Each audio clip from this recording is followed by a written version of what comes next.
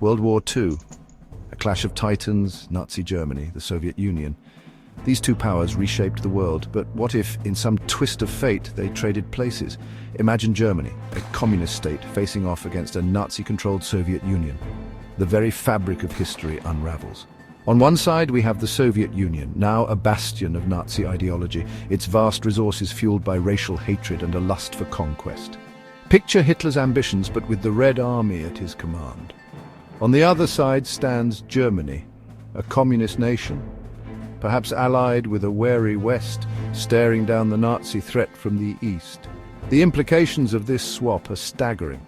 Military strategies, political alliances, the fate of millions, everything hinges on this reversal of roles. This is the story of that alternate World War II.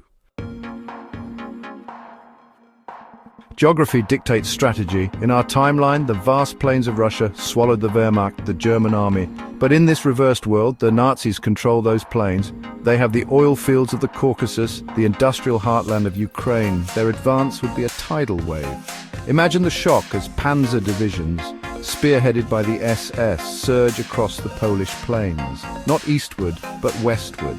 The target, Berlin itself. Communist Germany, lacking the strategic depth of the historical Soviet Union, would be hard-pressed to hold back this onslaught.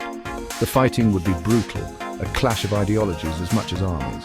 The Nazis, fueled by their warped ideology, would be met with the grim determination of German communists defending their homeland. Ideology is the heart of any war.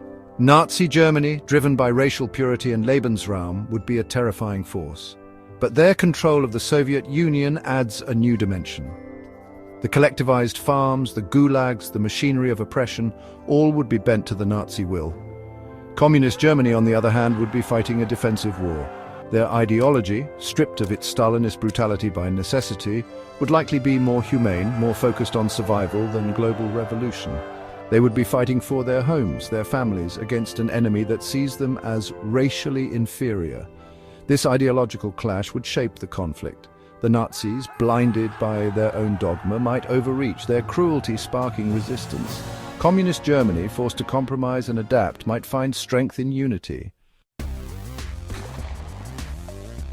Section 4. Unlikely alliances, the bear and the eagle. Alliances are the lifeblood of war. In our timeline, the Allies, however uneasy their partnership, stood together against Nazi Germany. But in this reversed scenario, everything changes. The United States, Great Britain, and the remnants of Western Europe would find themselves facing a horrifying dilemma.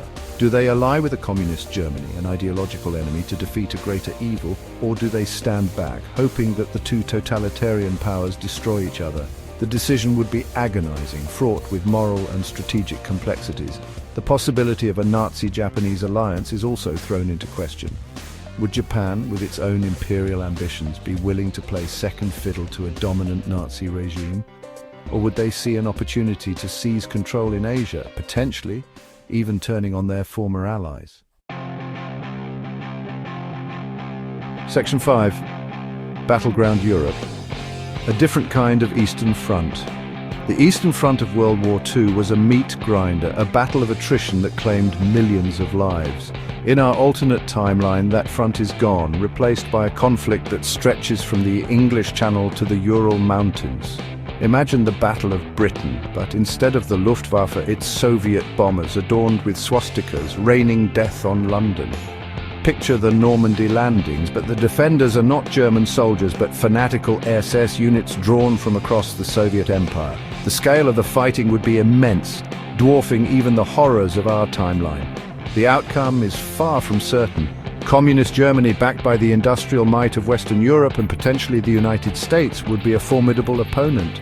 But the Nazis, fueled by their ideology and controlling the vast resources of the East, would be a terrifying enemy. Section 6. Life under new flags, from collectivization to concentration camps. War is not just fought on battlefields, it's fought in homes, in hearts, in the daily lives of ordinary people. In this twisted mirror of history, the lives of millions would be upended. Imagine the horror of Soviet citizens already subjected to the brutal realities of Stalinism, now facing the added terror of Nazi racial policies. The gulags, already instruments of oppression, would become extermination camps.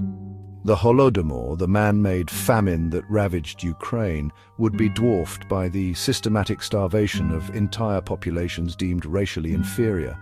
In communist Germany, life would be a struggle for survival. The privations of war, the constant fear of invasion, would test the limits of endurance. But there might also be a sense of unity, of shared purpose, as Germans of all backgrounds fought for their homeland. Section 7. A different peace. Who wins a reversed World War II? Predicting the outcome of any war is a fool's errand, especially one as radically different as this. But we can speculate. A Nazi victory with their control of the Soviet Union's resources and their ruthless ideology is a chilling possibility. The world would be a very dark place. A communist German victory, while preferable to the alternative, would also have profound consequences. The Cold War, instead of being a struggle between the United States and the Soviet Union, might become a conflict between the West and a powerful, ideologically driven Germany. Or perhaps, just perhaps, the horrors of this war would force a different kind of peace, one based not on ideology or conquest, but on mutual understanding and cooperation. It's a distant hope, but in the ashes of such a devastating conflict, anything is possible.